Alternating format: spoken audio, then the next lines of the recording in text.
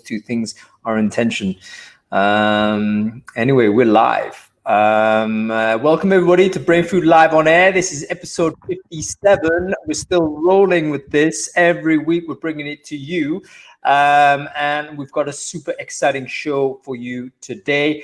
Actually, we've almost got a record-breaking registration count. Something like 538 people are going to be watching this live stream. That's an incredible number for a 1-hour webinar. And I do think it is because not only are Adam and I charismatic co-hosts, but in fact, we've got an amazing guest with us later on, a wonderful speaker and a great thinker-doer in our industry, a chap called John Vlastelica, who I'm delighted to bring on very shortly.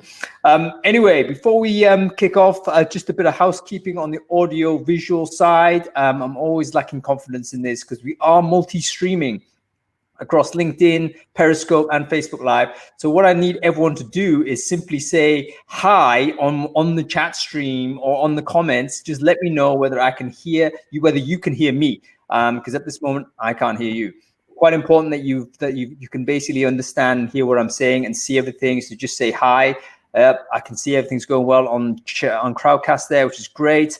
Can I see that on LinkedIn as well, please? If you're on LinkedIn live, just comment to say, yes, you can hear me. And for the one person on Periscope, please retweet, do something like that. Let me know. And I think we've got 100 people on Facebook Live as well, maybe 200 people. Go and say hello to me there. Can you hear me? Yes, you can. Get on with the show, Hong. I totally agree. Okay, a bit more housekeeping. Episode 57 is sponsored by our friends at Pass Technologies. They're an awesome business working in EMEA and in APAC. They are referencing checking made simple. These days, super relevant in the post-COVID world where everyone's distributed. We need to find validation in a different way. I think reference checking is probably one of the few HR recruitment tech industries where you can kind of put some money on it and say they're going to do very well. Anyway, Pass have also got an offer on. They're going to give their product out for free for 30 days. So I'm going to share the link with you guys. Go and check them out there. Totally worth it. If you have no solution right now or you want to upgrade your referencing checking and bulk it up, make it easier, check out Pass Technology. Okay, anyway, as ever, Brainfood Live is co-hosted and co-piloted. This time it's returned to the hot seat to Adam Gordon. Adam, how are you doing, mate? I'm very great, and hi to Zara, who's in Scotland. Welcome. So special welcome to Zara. You know, I think we can probably put some of these, this additional boost in viewing figures down to our guest, but I haven't been on for about 3 weeks, and I think that's a large part in this. This is the Adam Gordon fan club bouncing back. You know what? I don't doubt it. You know, if you're a fan of Adam, please say so. I'm waiting for the avalanche of comments to confirm. Don't break the internet. The case. Yeah.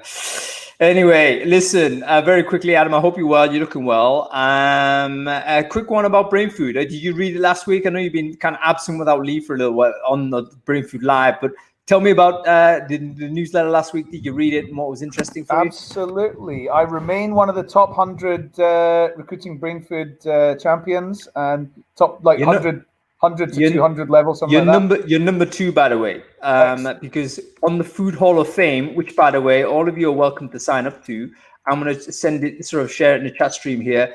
Basically, we've got a little bit of fun, but now possibly a bit of use because I'm trying to use it to help people get work. But we initially created this beta product to basically score all of the community contributors. And Adam, sadly, is in the top 2. So he's sticking there. Hard to dislodge. Stop slagging me off now as being formerly a big supporter of the Brainfood. Yeah, so listen, let's move on to it. As I posted on Facebook on Sunday, I liked a lot of things on recruiting Brainfood. It was a really great newsletter this week. There was lots of number 2, joint equal number 2 content. Number 1, anything that has the words Alan and Bailey next to it is going to be number 1 for me. So anybody that's got recruiting Brainfood from Sunday, if you haven't, look down near the bottom, go and take a look at who's talking. The second one that's listed there is Alan Bailey on the 9 to Thrive HR podcast, talking about talent pipelining and how their vision for how you build pipelines and how you build communities and how you build trust and respect and fans, etc., with the people you might want to hire in the future. There are other companies doing similar great things, but there's nobody being as open about how they're doing it and really sharing. Anything from Alan Bailey or Kobe Schneider is well worth taking a look at. Yeah, so that's my first one. That's totally cool. Tyler Weeks. Anything from Tyler Weeks as well. I've just shared that sort of interview. Alan Bailey, by the way, works for Intel Corporation, and I agree wholly with you, Adam.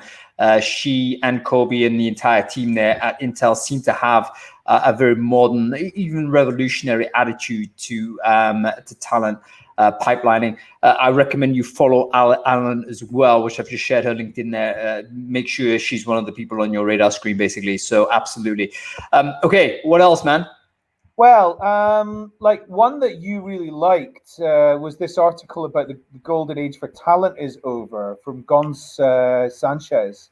That's right. Yes. You know, I'm interested. Could you just give us a little bit more about what it was you liked about this article, and then I'll give you my counterpoint about it. Yeah, you know what? I liked it. When I say I liked it, it doesn't mean I always agree with stuff. It means that I think that it's worth the debate. So I think your argument, I am anticipating, I'm kind of going to align a little bit with it. But I liked it in the sense that it just posed the general issue, which a lot of us are seeing at the front line, which maybe is the case that the candidate behavior has changed. The flip has been extraordinary. It's been a matter of months where there's been this, candidate shortage, people not speaking to recruiters, all of this issue, massive problem in attracting applicants. Now, of course, we've got a complete reduction of the jobs. We've got candidates kind of more desperate for work, great time to interact with people. There has been a flip. So I think I agree with the general premise of what Gons was saying. But, I think the argument itself didn't seem entirely complete, actually. I was looking for a part 2 from him. So hopefully he'll be able to produce that. But I'll be interested to know your thoughts on it. Well, there are no data scientists walking around with the sandwich board saying, I'm available for work. There are no solutions architects or DevOps or software engineers or physicists walking around, desperately looking for jobs. So I think that the golden age for talent is not over. The golden age for talent is probably going to intensify, if anything. And I do hear probably people outside recruitment more so, but a lot of my friends are saying to me, God, you must be in big problems. You sell recruitment software. I mean, nobody's recruiting. And I'm like, believe me, all the biotech companies and software engineering companies and fintechs and medtechs and health techs and rec techs, they're all hiring because they're all building products. So there are not going to be. What it should do is it should accelerate a lot of people into changing the kind of work that they do and understanding how to make themselves a bit more indispensable. So yeah, well, I mean, that's actually a topic of Brainfood Live we need to do. How do recruiters become indispensable in this era? Because I think there is a shift. I totally get what you're saying. There's certain industries that will certainly be growing as a result of COVID-19. And you can imagine what they are. Cybersecurity with the distribution of the workforce is going to spike up. Healthcare tech, of course. Biotech, of course. All of those things will be there. But overall, I do think that there will be a reduction of the amount of hours required to do the work that we wanted to do, simply because a lot of the things that we did do will kind of certainly slow down. You look at leisure, travel, entertainment, how much is actually based on consumer level stuff, consumer level activity. Those jobs are either going to be replaced and sort of will go on, and I don't think they'll be replaced by human workers. You think about a restaurant. Are we going to be that confident in having a human being service food anymore? Maybe I want a sanitized robot to do that with UV lighting and a completely sanitized tray. So I think we're going to see a big change. Gons, I thought, had a broad brush approach to it. I think you're right to say it requires a bit more nuance on that. And there will be pockets that will be relevant. By the way, I'm about to share, in Sunday, there'll be a newsletter. Again, of course, there's a slide deck by a lady called Steph Smith, who is an analyst for The Hustle. And she's got a really interesting slide in that deck, which basically describes the categories where VCs are actually investing more than they did before. And that will give us recruiters a bit of a clue as to where the distribution of jobs might be in future. So definitely make sure you look out for that. Okay, one more, Adam. Just quickly add to that in terms of like jobs for recruiters. If you're a recruiter and you pride yourself on, having a specialist skill set in sourcing or selection or sales, that ain't the future. You need to learn some different aspects of recruitment that are going to add value beyond what technology is currently, like right now, taking over. Right. Well, we'll definitely have a chat with John on that when he comes in, because I think that's something that we definitely want to explore with him. Okay, one more before we bring John on, because he is the person people want to speak to. It's two in one. There was 2 articles about video chats and about working in this way that we're talking right now. I think this by the end of this hour, I'll have been 7 hours online today on videos. I've definitely done 7 hours yesterday and the day before that. So it's just meeting after meeting after meeting. And I look at people going, oh well, if you're spending 4 hours or more online, you're going to burn out and whatever. And I'm thinking, yeah, this happens every time there's a change in the way we work. People go, oh, you shouldn't be on the telephone for this amount of time. You shouldn't be online for this amount of time. You shouldn't be doing whatever for this amount of time. And I kind of think, like, at some point, you got to just get on with your job and work hard. So I think there's a lot of excuses around. That said, I do agree that it's wearing. But I mean, that's just life, isn't it? You got to work hard. Life's tough. Suck it up. That's Adam Gordon's point. Fair enough. I've just shared those 2 articles where I think Adam was referring to, by the way. One of the psychology of why video chat is exhausting, and I kind of have some sympathy with the author there, although I did critique it because I thought that she was kind of like harking back to, oh, why don't we just use the phone? And I'm thinking actually the phone is more stressful for some people, so I don't see why a change of medium is any better. And the other one is actually to say, you know what, if you're doing more than 4 hours on a Zoom call, if you're doing more than 4 hours on different calls, you might be doing overly too many meetings. I have some sympathy for that because there's too many meetings anyway.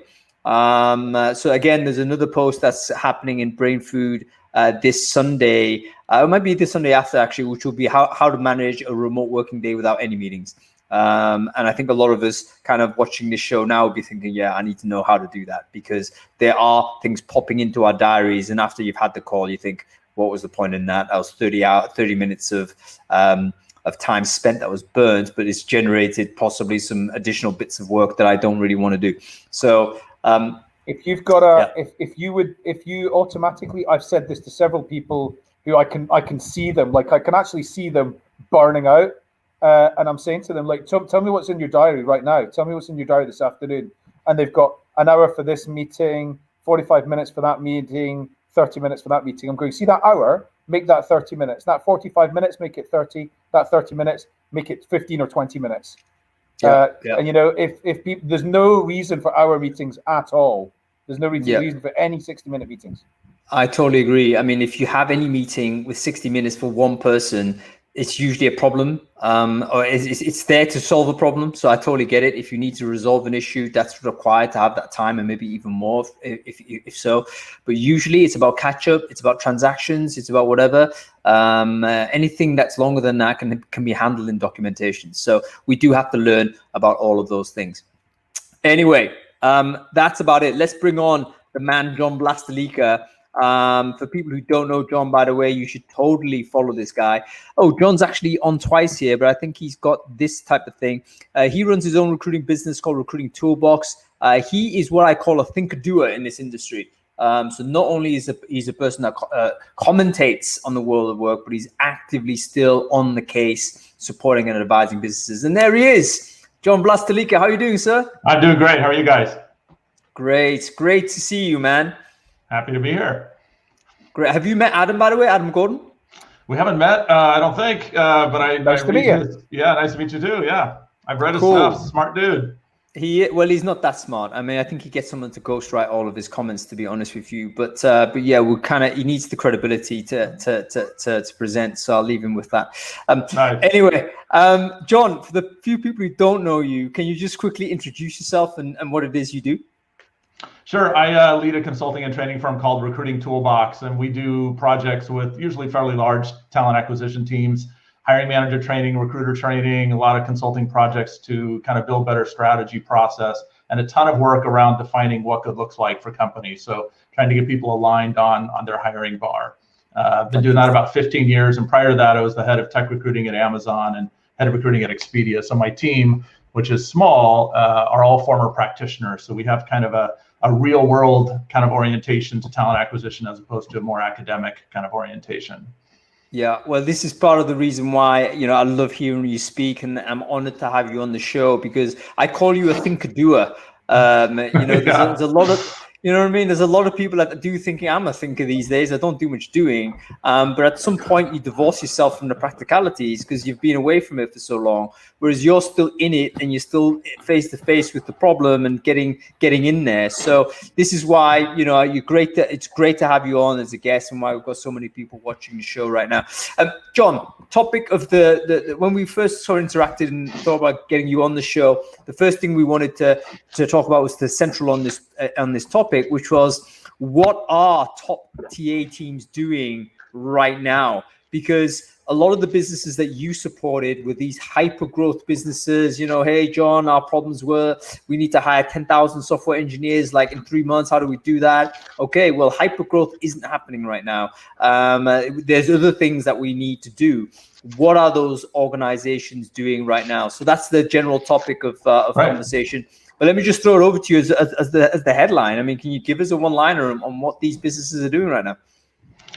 It really depends, right? I mean, there's some businesses, some sectors that are doing quite well right now. So we have clients in gaming, for example, and healthcare and biotech, technology that I wouldn't, some of them are actually growing, hiring more than before, but most are still hiring, probably not at the same rate. I think one of the things that business leaders are trying to think through is, how long is this going to last and what's the recovery look like? And, the whole kind of, is it a V-shaped thing where it goes down fast and comes up fast? I think we've kind of resolved that that's not happening, right? This is not like suddenly starting next week, we're back in it and it's crazy bonkers again. So I think one of the things that TA teams are doing is looking to their business to give them some guidance. And I would argue that we have really been in the virus phase the last 2 months of thinking. So it's how do we transition to work from home? How do we think about everything virtual? Let's pause and figure out what's going on. I think we're now entering the recession phase of this. And a recession phase is very different than a virus phase in my mind. And so TA teams are now, I think this week, next week, this month, going to be thinking more deeply about, are we right sized to deliver what the business actually needs from us? I think when the business thinks this is temporary, you know what? It is hard. I had a conversation in Silicon Valley with TA leaders who said it was harder to find a great senior technical recruiter than a senior engineer.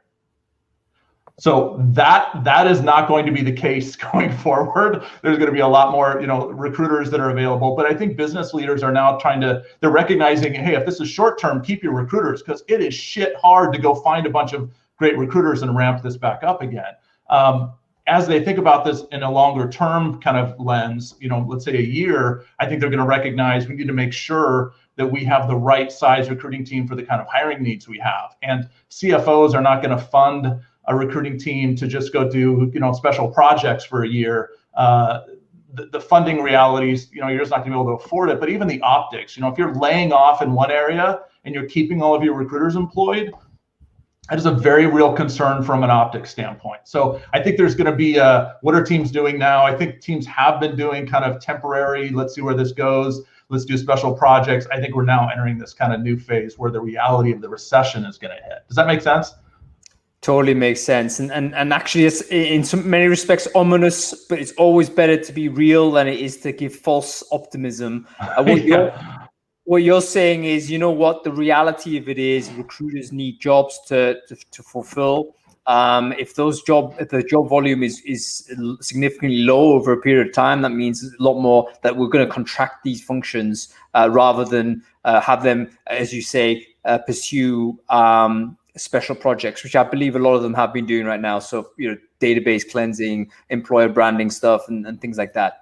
Yeah, and that's one of the things, we have clients that have been doing that kind of work for sure, that are saying, let's take advantage of this opportunity. I mean, we have clients that are still hiring us, despite the fact that my business, the kind of work I do, has the potential to just completely fall off a cliff during a recession. There's still companies that are saying, hey, it's a little slower. We have time to focus on more strategic things. I'm happy to share what some of those things are from not just our clients, but TA leaders they talk to. But let's take advantage of this little bit of pause and let's kind of retool, which is kind of the focus of this discussion, I know. But others are just like, a month ago, they're like, we shut all of our retail stores. We're cutting back corporate by 20%. We're doing layoffs. We're cutting contract recruiters first, then regular recruiters. The RPOs are gone. The vendors, the spend, we're trying to renegotiate big contracts we signed in, January, February at the start of the year, because we don't need all of these LinkedIn licenses, or we don't need all of these job board licenses, or whatever it is. There's the panic that just kind of came out of nowhere and just stopped everything. So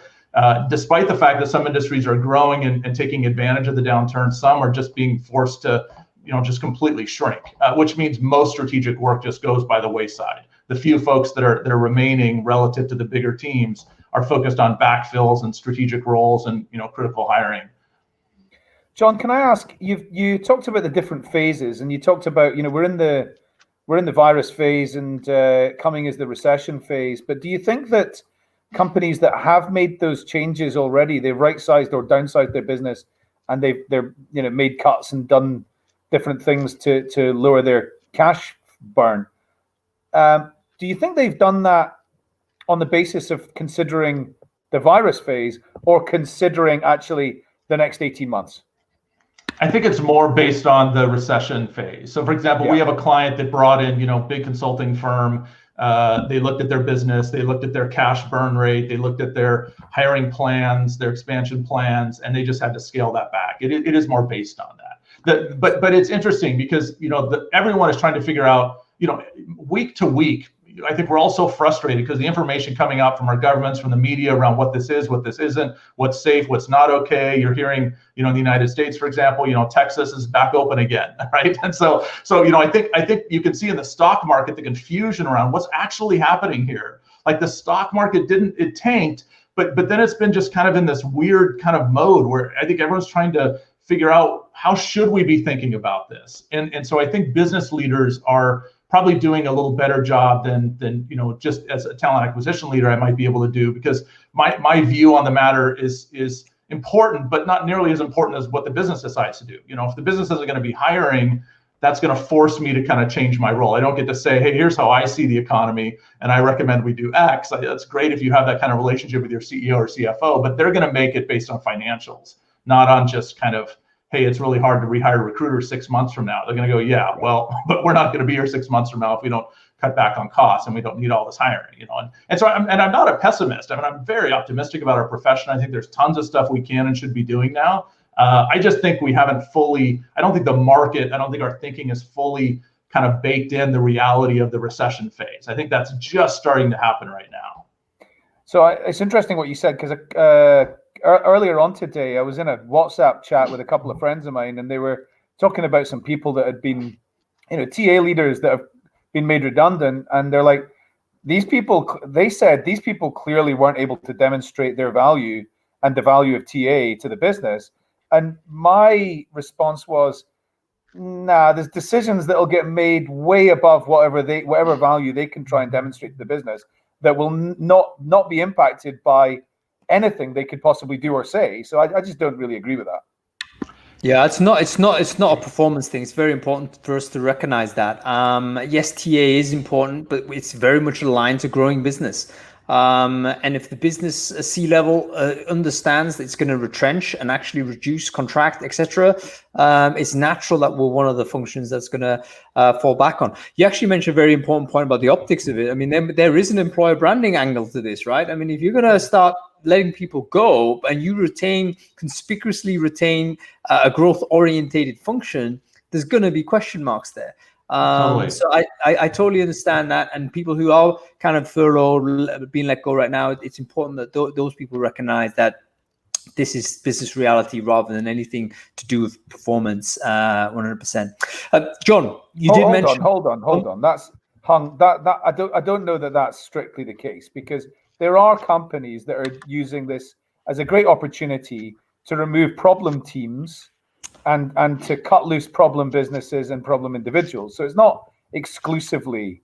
I mean, it was a generalization. I mean, the smart companies will use this as a reason, and of course, this would make sense to do that. You're going to retain the best people in the business. You're going to let the folks go that you've deemed to be problematic. I get that. But I want to comment. I guess one of the things that I would say every one of us should be thinking about right now is, how do you make yourself more valuable? Just period. I mean, it's always good to be thinking about that for your career, but especially right now, because as a TA leader, both at Amazon and Expedia, I had the not so fun job of sitting down and deciding when we were going to scale back, who was going to be let go. And it's really horrible, because some of these people you may have only hired in the last year. They turned down another offer to join your team, and now you have to make the decision, who do we let go? And it's really interesting to me the kind of I talk a lot about becoming a talent advisor, right? And I do training around that and presentations around that, and a lot of that is around the value we're delivering, the kind of perceived value and the real value we deliver to the business, to the hiring manager community, not just on special projects within HR. And one of the things that I get concerned about in those conversations, a lot of what's talked about as criteria for who stays, who goes, is you look at the business feedback on the recruiter, you look at the business feedback on the TA leader. You're really asking yourself, is this person valuable to our business? And I don't mean the person, like they're a good person or a bad person. I mean, look at the quality of what they create. Look at the value that they're adding. And so that's one of the things I think is important, pre-recession, during recessions, anytime, but especially right now, is to make sure that you're attaching yourself as much as possible to things that show real ROI on the business side, not just, I worked on, as Adam said, I was in, 18 bullshit meetings, 1 hour each, where we, gave updates and tried to pull together some high level strategy on some random thing that the business doesn't even care about. That's just about improving our internal function and not delivering more value to the business. And I would be very nervous, I think, if I worked in HR or TA and I'd been working on things that just don't show measurable ROI on the business side, because that's the areas it makes sense, it's rational, but that's the areas that I think are at greatest risk for not surviving the recession at that particular company, right? Yeah, and in fact, one of that was actually one of the themes of your talk you gave, I think, at RecFest, was how do you kind of present, how do you become the best friend of the hiring manager? How do you become the best friend of the business coming from the TA function? What are the things that you need to be doing? And you had some great sort of examples to show or tell people how to do that. So I wonder whether you could share some of your thoughts with us on this, because there's going to be a bunch of people there that I'm sure would be very interested to hear what you have to say on that, John. Yeah, I mean, there's a whole bunch of things. I would rather tell you, the things that I'm seeing our clients do right now that I think are really valuable. One of the things that I hear a lot about, of course, in the United States and in parts of Europe and Asia is just around diversity. I think organizations, before, during, and after a recession, I think the world has changed and companies are much more attuned to the need to bring diverse talent into the organization. And so there is way more pull from the business than I've ever seen in my 20 plus years in talent acquisition for more diversity. So I would say, thinking about how you are engaging the business around kind of D&I as a recruiter, and thinking about kind of going after talent that you haven't seen before, I think that's going to be critical. I do think that if the reason people have been focused on D&I is that it's been kind of perceived as an HR initiative, not a business pull, kind of not a business need, I think you're going to see a major pullback and a focus on that. It's got to be pull from the business. But if your business is asking for it, that's a great way to kind of generate more ROI. And specific things you can do is to help challenge business leaders to kind of widen the aperture on their candidate profiles. So, for example, I have a friend who's the head of TA for an organization, has about 180 recruiters. And one of the things that they've been doing is they've been working really hard to push the business to relax degree requirements. Do you really need a bachelor's degree or a master's degree to do this job successfully? And not as a way to kind of lower the bar, but as a way to kind of widen the aperture and kind of think about diversity, we can kind of move this very narrow view. We can kind of make it a little more horizontal and think about talent that comes from different industries or different profiles. So I think that's an example. We see a lot of organizations right now spending time trying to pipeline, and I have very mixed feelings about this notion of pipelining, and especially when I hear people talk about like now's a great time to pipeline, because I find that most CFOs, most HR leaders will not fund proactive work in a recession. And pipelining by its very nature can be viewed as proactive, nice to have, not must have. I don't mean to kind of always be recruiting for those kind of evergreen jobs we're always looking for. I mean the stuff that truly is perceived as proactive. I mean, it was crazy hard to find time to do that when things were good. I can't imagine an organization funding some of that work when things are rough, when things are down. Should TA not make the case? I mean, do you think it's impossible? Is it a bad idea generally? Is that your position, John? Or do you think it's a tough position to argue? I think it makes total sense. So for example, I mentioned gaming and healthcare right now, are doing quite well. And so they have needs. So they are pipelining, they're constantly scouting for talent. And some of them are taking advantage of the fact that, people in parallel industries that maybe aren't gaming, aren't healthcare, but might be able to get people out of hospitality right now into healthcare, might be able to get people out of maybe some parts of tech into gaming right now. They're absolutely going after talent like maybe never before. They're taking advantage of the fact that maybe they can kind of scoop up some talent they couldn't get. And I don't know if you want to bucket that as pipelining or not, but there is work that is, let's start getting talent in, recs or no recs. We have this window of opportunity. Let's take advantage of it. If you're not in industries that are growing, though, I just think it's really hard to justify. I was having an argument / conversation with someone a couple of days ago about this, and they were saying, it's so great. We're going to really focus our team on, pipelining ahead of demand. We've always wanted to do that. And I'm like, I think you're in virus land. You're not in recession land. Like, that thinking makes total sense to me if it's a short-term virus thing. When you get into recession mode, I think you really need to make sure you're attaching your recruiters to very high ROI, short-term ROI projects. Not this is going to pay benefits because we're going to feed our CRM with 2,000 new names a month. I think that kind of work it's going to be really hard to justify. Does that make sense what I'm saying? Yeah, I totally get it. I think what you are saying is it's a hard case to argue rather than it being a bad idea. Because the person making the decision is going to be the CFO. He's crushed right now because obviously the revenue plan is out the window. He needs to rethink everything, and he's just looking to cut. Like right now, he's thinking, where can I cut? And for recruiters, in order to kind of securitize themselves, we need to align to these business critical activities that basically appear on the CFO spreadsheet somewhere.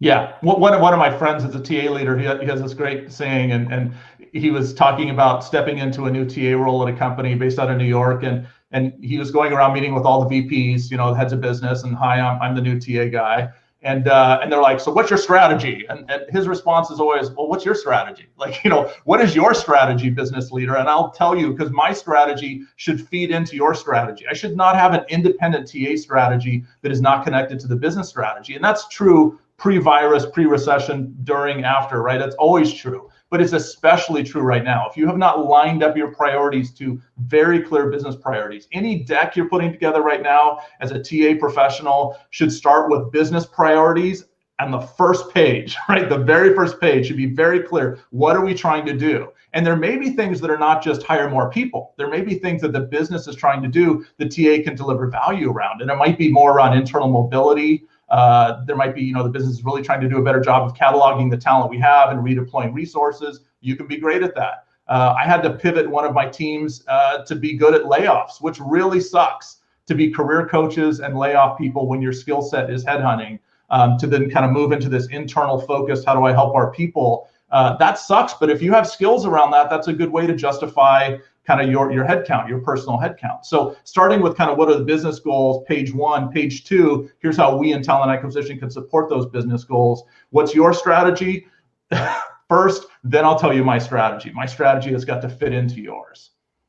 Just quickly to respond on your point about about pipelining. So I do agree that a lot of CFOs are not going to fund TA teams spending their time having conversations with people about their career aspirations for 2021.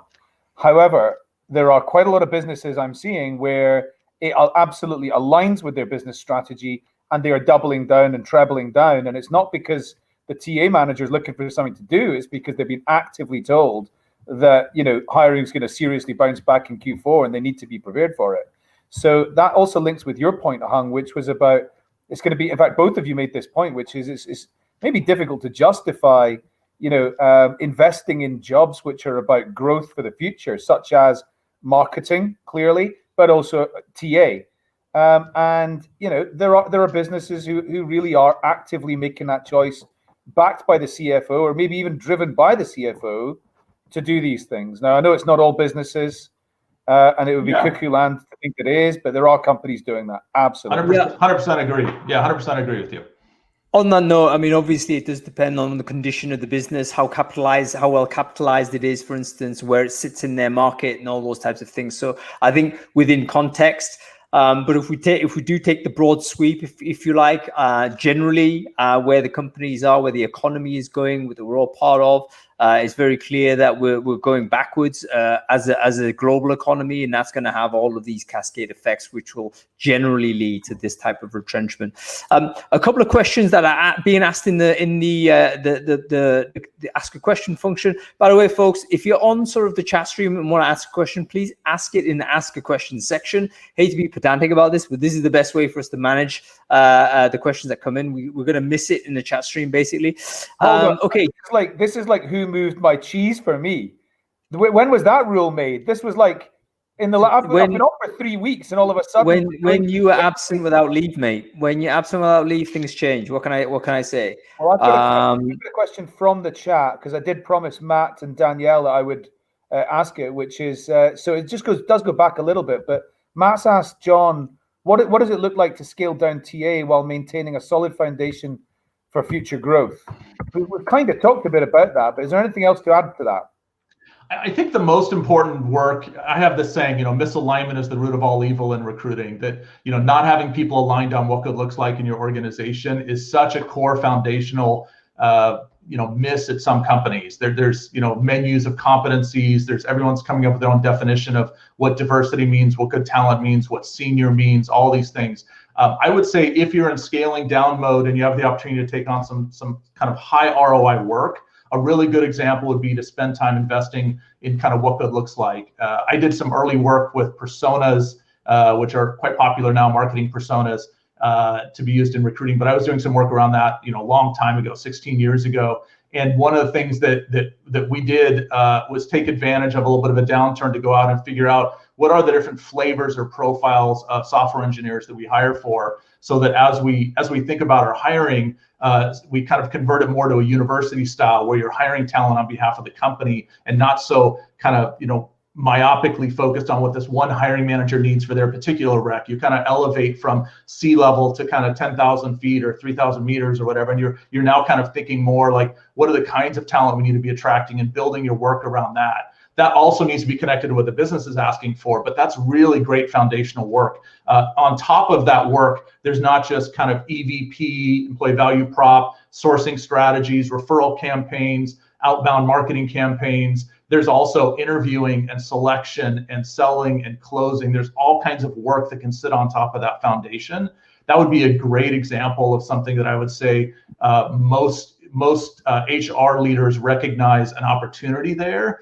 And I was on the phone yesterday with a big brand company you guys would know, and that kind of work also typically connects in with performance management work, because it usually touches like competencies. It might connect with internal mobility work. So it's the kind of work that a lot of other departments outside of talent acquisition might also depend on, which when it feels more integrated like that, it feels like it adds even more value. You get a more multiplier effect on the optics of working on something like that, because it seems so connected to other pieces. That would be an example of something that I would say would be a really smart move to focus on if you have limited capacity.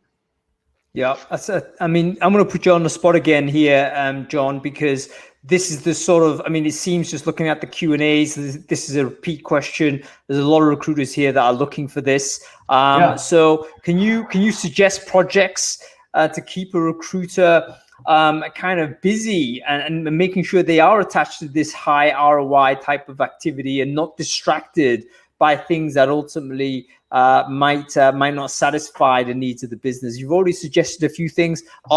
Is there anything else that you could add to that? Yeah, I mean, I think the world has changed in the sense, and this is from virus and recession. We will be doing virtual interviewing now for quite a while. We'll probably be doing virtual onboarding now for quite a while. We'll probably be way more open to work from home for quite a while. And so I think one of the high value add things a recruiter can do and should do is really become an expert in virtual interviewing, become an expert in interviewing, period. I would argue most recruiters, most of our profession, our expertise is much more top of funnel and bottom of funnel. The middle of funnel is an area where we tend to just kind of, we pre-screen a candidate, throw it to the hiring manager, and then the hiring manager tells us, decline this person, hire this person. We're not as involved in the interview process in most corporate TA functions. I would say get way more invested in what's happening in the middle of the funnel and spend more time thinking about what kind of training and capability building do I need to do with the hiring manager community.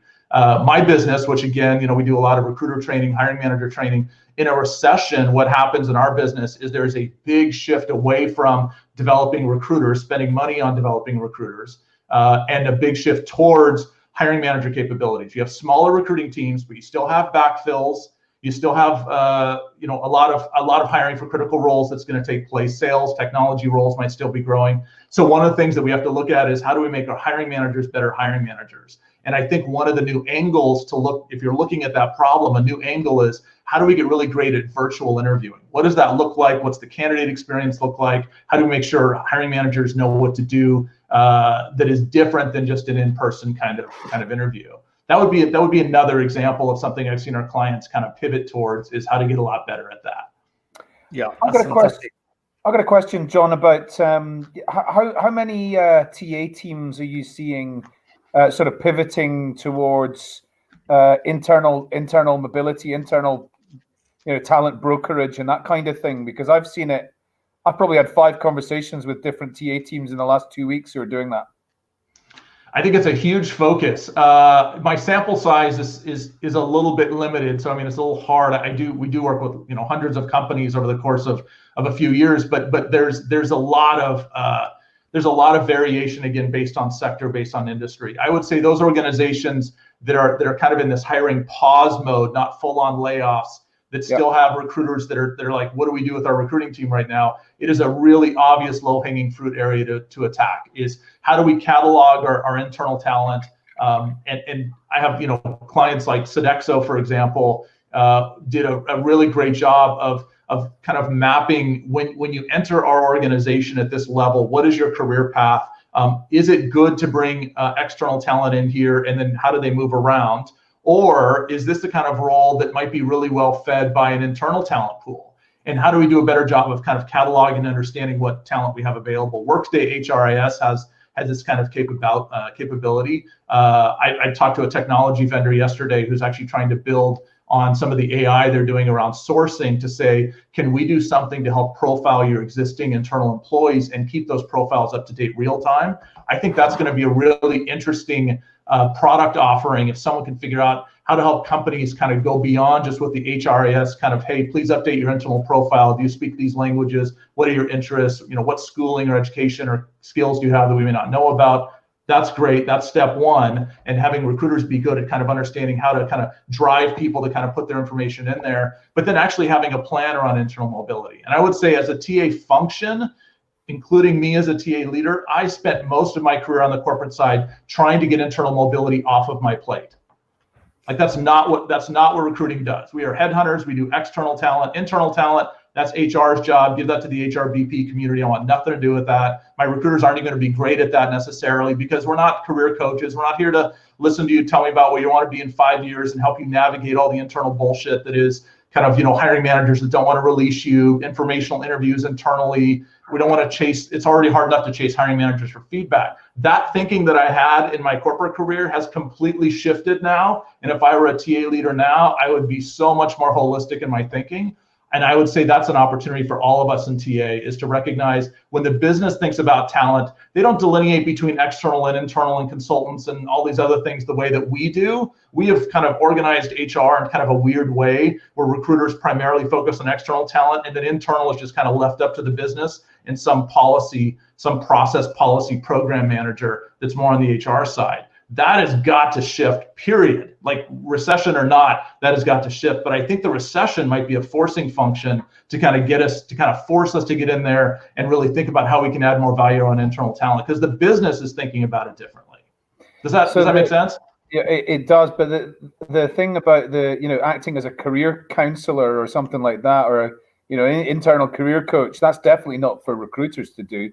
But if you flip that around to looking at it in the context of being just an internal career like talent broker, that's something that fits in quite nicely. And I've even well before this, 6 months, 12 months, 18 months ago, I'm seeing companies who are really starting to get rid of that wall between what's my external pipeline and what's my internal pipeline, and really start to think about what's my talent pipeline, whether that's internal, external, contractor, a freelancer, whatever. And we need to know what our options are, no matter where they are in the world, no matter what basis they want to do the job on.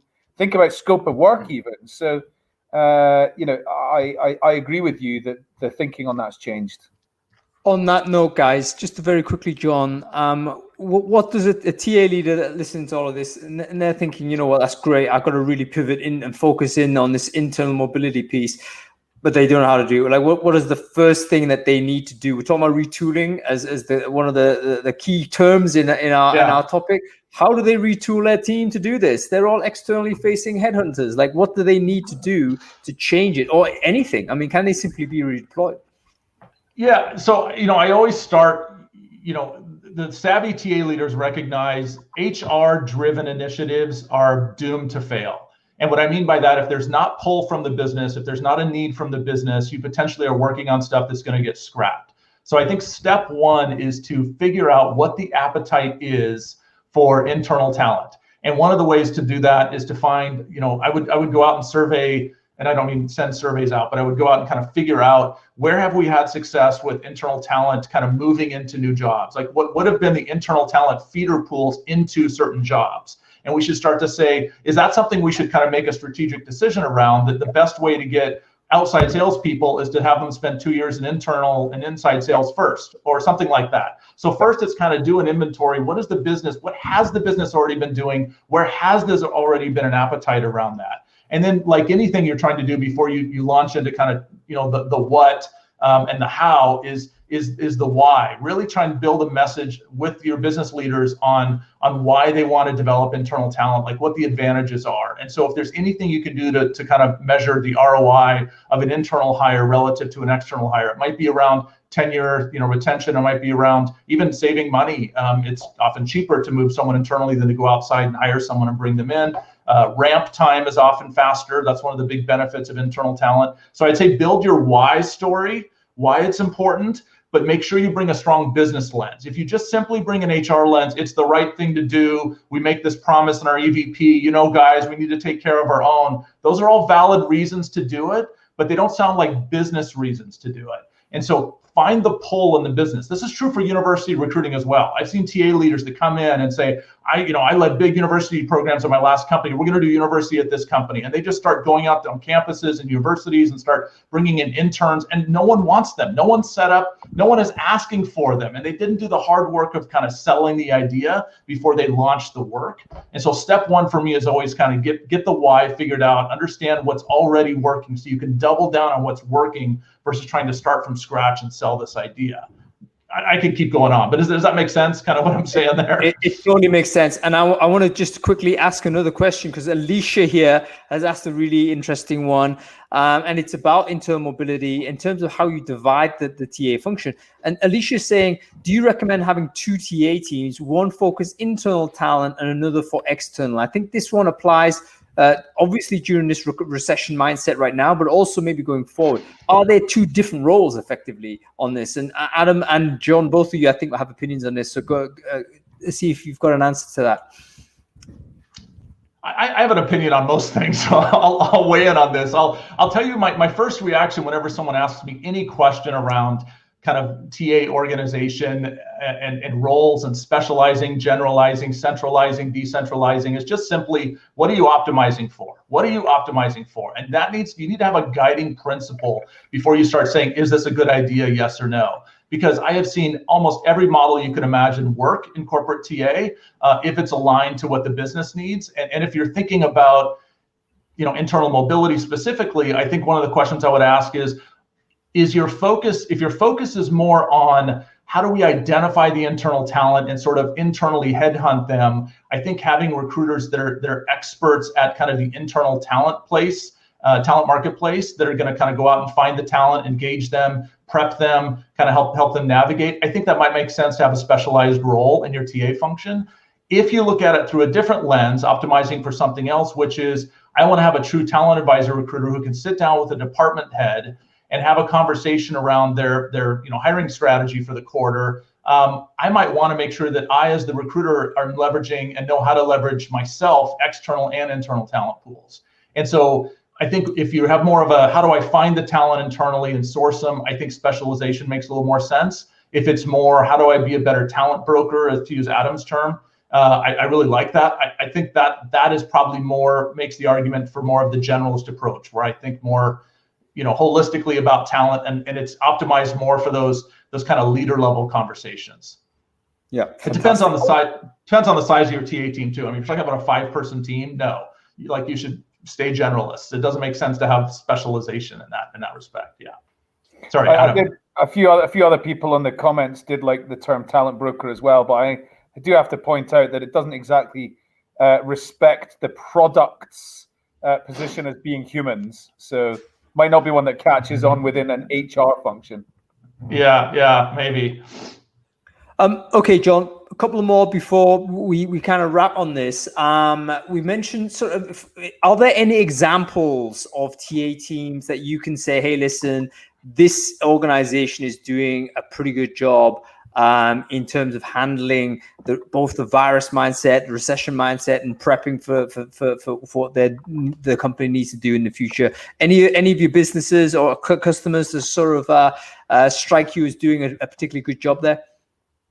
Yeah, I mean, for sure. The problem is a lot of it in the last month, again, has been kind of, all right, we're on pause. We're not sure. Let's kind of just, keep busy until we know what's going to happen. And so I think a lot of the doing a good job will depend on the next 3-6 months because a lot of it has been in planning phase. I will say that some of those industries that are growing have been doing a good job and some interesting work to go out and headhunt some of the people that have been impacted by layoffs or downsizings in other organizations. Some people view that as kind of an aggressive tactic, to go after, people but they're also reframing it as we're helping these people get jobs. We're helping people that are impacted or about to be impacted to find a new job, maybe make a career switch. I really appreciate when organizations are not just saying, hey, this competitor is weak, let's go take advantage of that, but are saying, let's find a way to kind of help folks. So for example, in the United States, one of the big retail chains, CVS, which is like, a Boots or something in the UK. One of the things that they did is they partnered with other employers to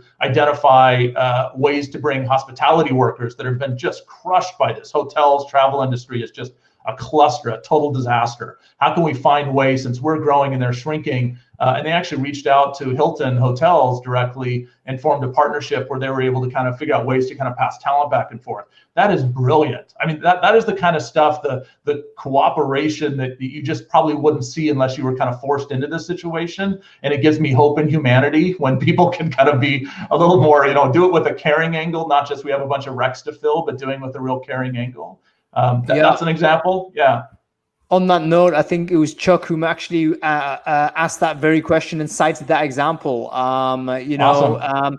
Do you see that as, and just as a follow-up on Chuck's point, he said, do you see that as a singular example, or could it be systematized in some way? I mean, are we going to learn some lessons here about talent sharing, talent distribution that might persist post-COVID, post-recession?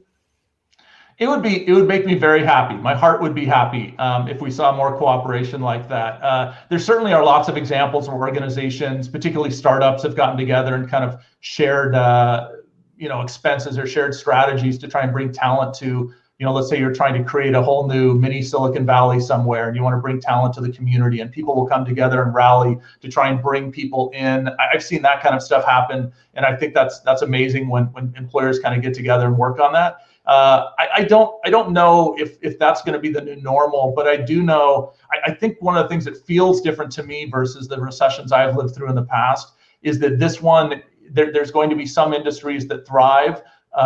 It's not everyone is going down. Some are actually growing considerably. And so I think industries that are shrinking, I actually feel like there's quite a bit of industry on the other side that is growing. It's not going to be equal. There's definitely going to be more shrinkage than growth.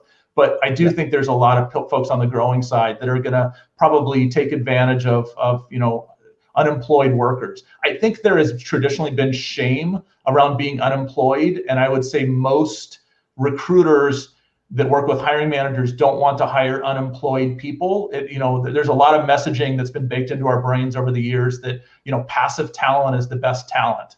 It's the ones not looking for a job that are good, and all the other people suck. And that is complete bullshit. Quality is quality, whether you're employed or unemployed. I think that is a major message if we're going to collaborate on this and take advantage of kind of opportunities to bring people who have been unemployed or downsized into this. We've got to change that mindset with our hiring managers. I think we are totally effed as an industry during a recession if we can't shift the mindset around that. Yeah, I think that's absolutely right. And one of the features of this type of global problem is that it might help remove the stigma, or at least reduce the stigma of being unemployed, because a lot of us are in that situation. We might find ourselves there. So that's oh, by the way, well done on sharing that, Ben. That's fantastic. That's recruiters hiring recruiters. This is a project, I think, collaborating with Smart Recruiters and a bunch of other communities, which is a fantastic thing that we should all support. Another question for you, John, linked to this, and this is from Carolina, who basically is saying, hey, listen, what should recruiters who are being made redundant right now, what should they be doing in order to either get back in the industry or make sure that they're fully prepared for and equipped to do so when there is some sort of recovery? Do you have any advice for those folks who unfortunately have sort of found themselves in this position? I think to build on what I said earlier, I think it's really important.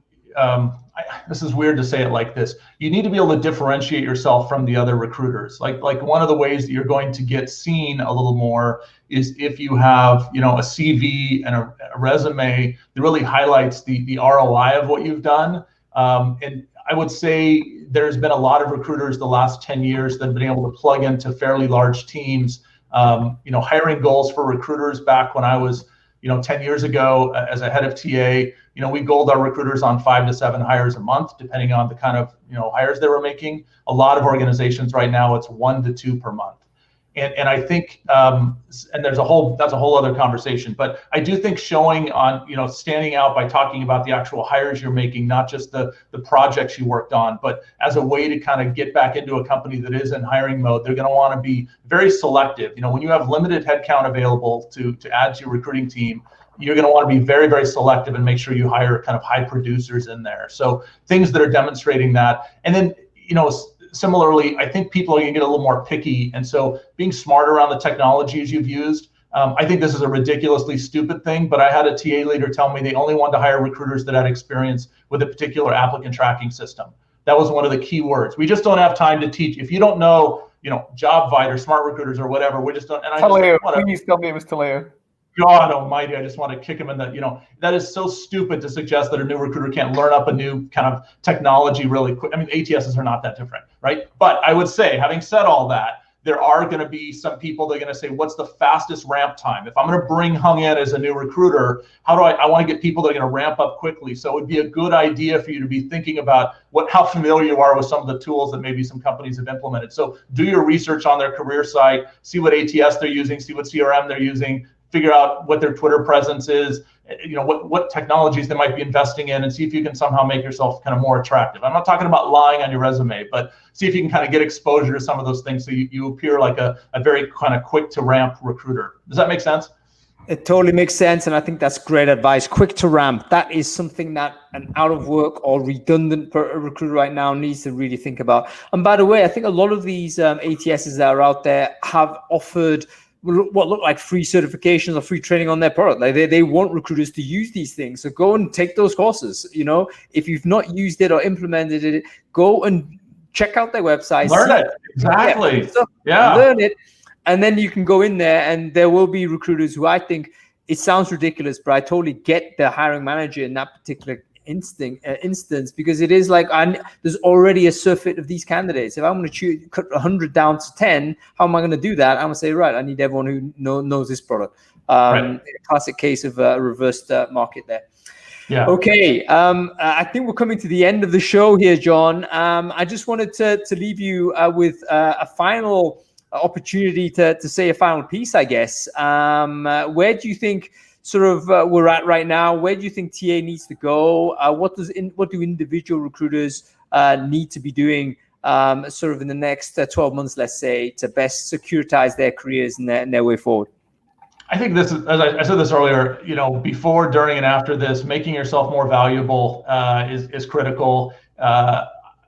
I think that, showing that you are a high ROI individual who focuses on critical path work and delivers real value to the business, I think is more important than ever. I would say, just in a very tactical example to wrap up and build on what we just said, one of the ways that I know when I look at a recruiter profile on LinkedIn, I'm always looking, do they have hiring manager recommendations? Not just do their buddies say nice things about them. So if you're in a downturn, you're not working, or you're not working as much as you'd like, take advantage of the fact to really go out and kind of build your recommendation library on LinkedIn. Get some of those, VPs and directors that you supported to talk about what an amazing recruiter you are. A lot of recruiters don't have enough hiring manager recommendations on their LinkedIn profiles, and it is a signal. It's not proof, but it's a signal that I think we're going to be looking for. And then the other thing is just, what we talked about already. I think we need to get a lot smarter around internal mobility. I think diversity is going to continue to be a big focus area. Make sure you're educated on that and have a point of view.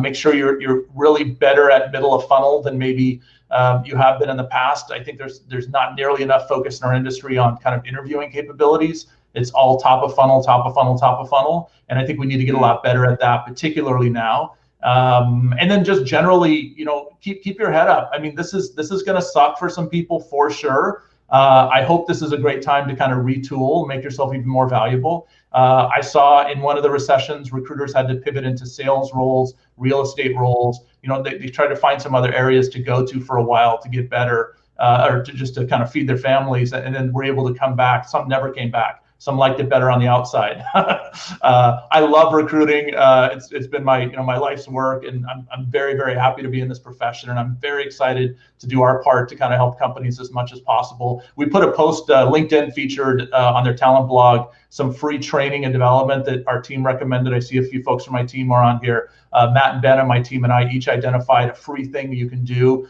to kind of a video to watch. You can read Glenn Cathy talk about pipelining, a couple other things. I would encourage you just to kind of stay focused on your own development, get curious, stay curious, and that's all part of making yourself more valuable.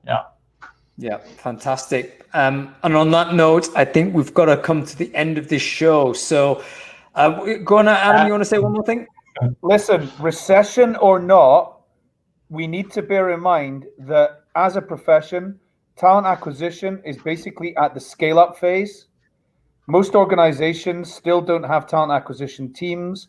A lot of them are going to be looking this year. A lot of businesses are going to be looking at how do we do recruitment better. They're going to be building in-house teams that they haven't done yet. So, it's not all doom and gloom. Our profession is going to grow. Great stuff, Adam. And I think that's the key message. We've seen some amazing sort of support within the community as well. So please make yourself, I think one of the best things recruiters can do right now is actually just connect with other recruiters also. Avail yourself to the community, be a member of it, be active in there, and get all of the information from those folks and connect with people like John and Adam as well. Okay. That's about it, everyone. We're going to be back next week with another Brainfood Live. Final shout out. Thank you to Past Technologies, our sponsors for today.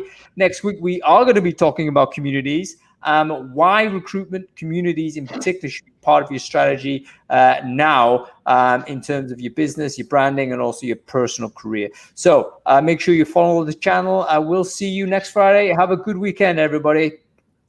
Thank you, Ang. Thank you, Adam. Thanks, everyone. Bye, guys.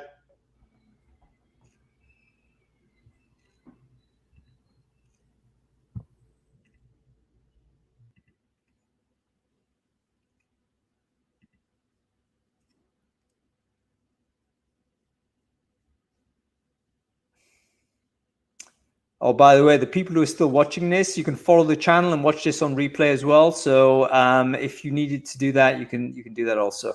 Anyway, I'm checking out. See you next Friday.